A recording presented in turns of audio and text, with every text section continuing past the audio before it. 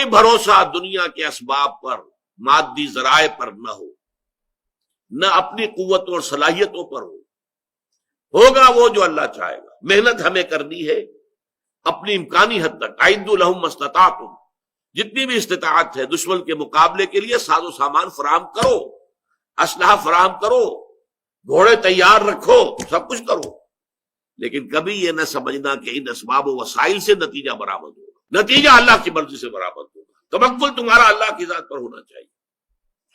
12,000 کی تعداد میں جب فوج تھی مسلمانوں کی، اس وقت غزوہ حنین میں کچھ لوگوں کے دل میں خیال آ گیا کبھی ہم 313 ہوتے تھے شکست نہیں کھاتے تھے، آج تو 12,000 ہے، کیسے شکست کھائیں گے؟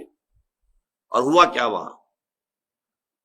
حوازن کے تیر انداز جو چھپے بیٹھے ہوئے تھے پہاڑوں کے اندر، جب وادی میں لشکر آگے آئے تو پھر جو آئی ہے بوچھاڑ تیروں کی تو بھگدڑ مچ گئی، سب کے سب بھاگ گئے۔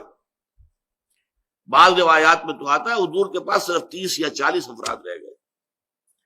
یہ مولانا شبلی نے لکھا ہے، اگرچہ ان کے شاگرد رشید مولانا سید سلیمان ندوی نے اصلاح کی کہ نہیں، 300-400 کی حد تک آدمی رہ گئے تھے۔ 12,000 میں سے 300-400 رہ جائیں، 11,600 یا 700 بھاگ جائیں، آپ بتائیے اس سے بڑی بھگدڑ کون سی ہوگی؟ اور اللہ نے یہ کہا، پھر وہی آ گئی، وَيَوْمَ حُنَيْنٍ إِذْ أَعْجَبَتْكُمْ كَثْرَتُكُمْ، اس حنین کے دن تمہیں اپنی کثرت پر ناز ہو گیا تھا، ہماری کثرت پر، ہماری اتنی تعداد، تو اللہ نے تمہیں سبق سکھا دیا، دکھا دیا۔ توکل صرف اللہ تعالیٰ کی ذات پر۔